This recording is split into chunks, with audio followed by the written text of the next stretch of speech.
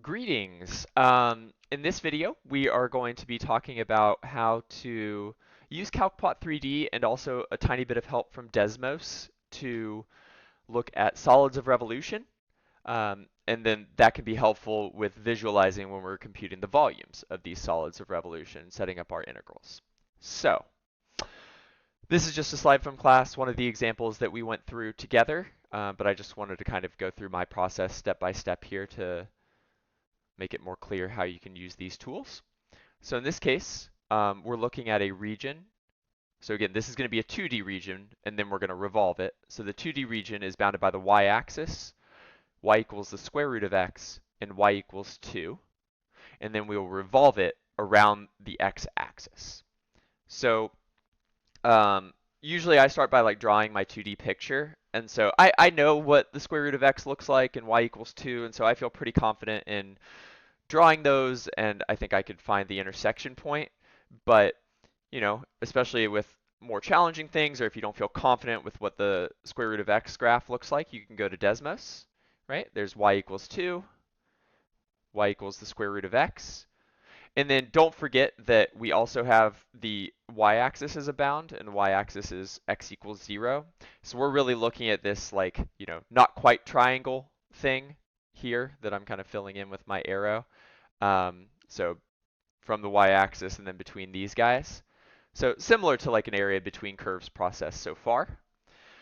Why this is important is we need to know which thing is on top and which is on bottom from the perspective of the axis we're rotating around. So from the perspective of the x-axis here, the green one, y equals 2, is on the top, and the purple one, y equals square root of x, is on the bottom.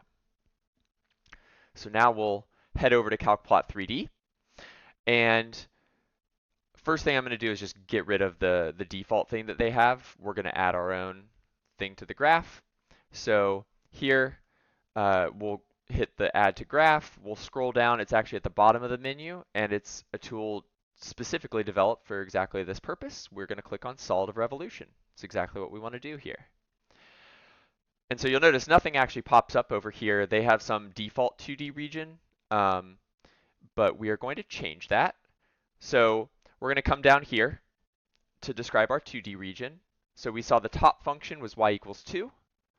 The bottom function was the square root of x.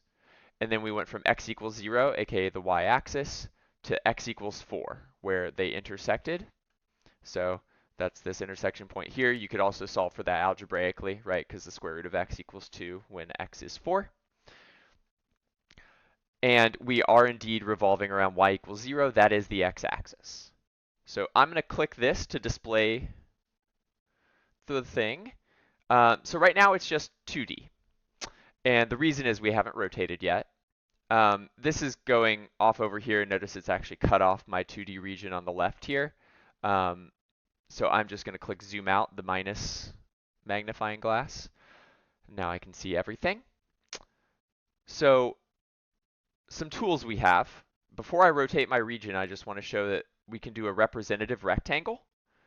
So I want to point out it doesn't do it on the little 2D thing on the left. It only does it here on the right.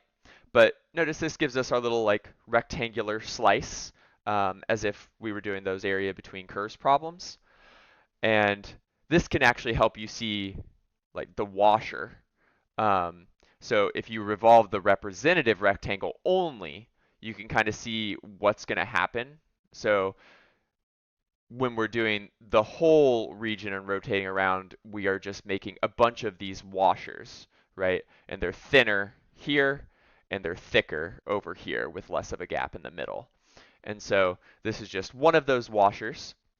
So you can see how it becomes like a 3D shape with volume. And if you want to rotate the whole region, you just use this slider. So in class, I went about halfway around just to show you like what it would look like if you took just a vertical slice down the middle.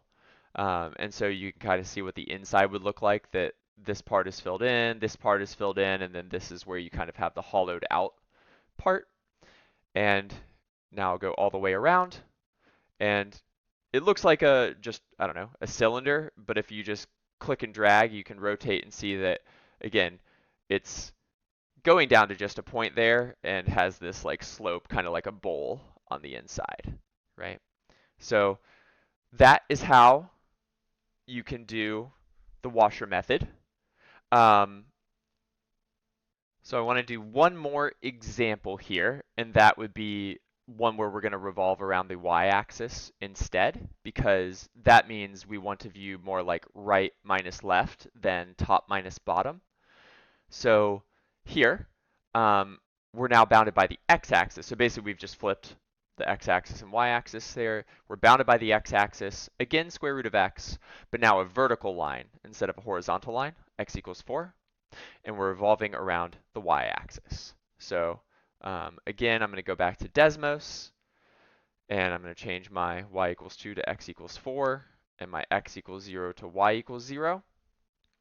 So I'm looking at this region in here, right? Bounded by the x-axis, square root of x, and x equals 4.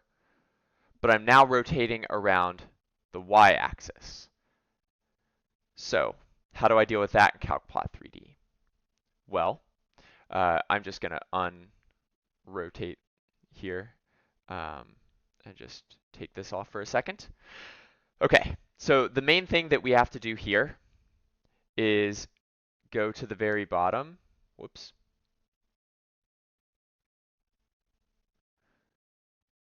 Let me click. Oh, I am already at the bottom, sorry. X equals f of y.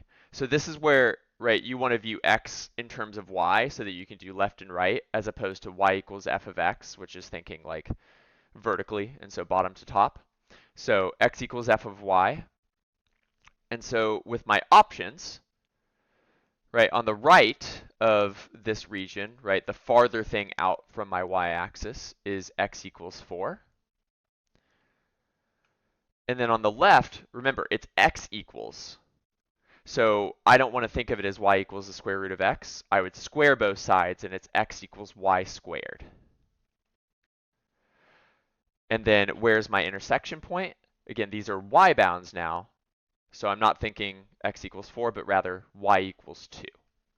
So I'm going from y equals 0 to y equals 2.